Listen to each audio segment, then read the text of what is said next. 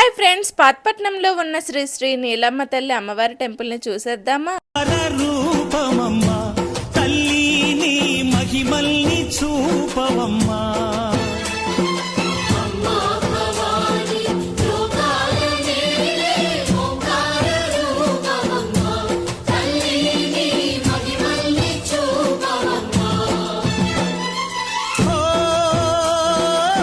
సృష్టికే దీపమా, శక్తికే మూలమా, సింహరథమే నీదమ్మా. అమ్మ దుర్గమ్మ భక్తులను దీవించుమా.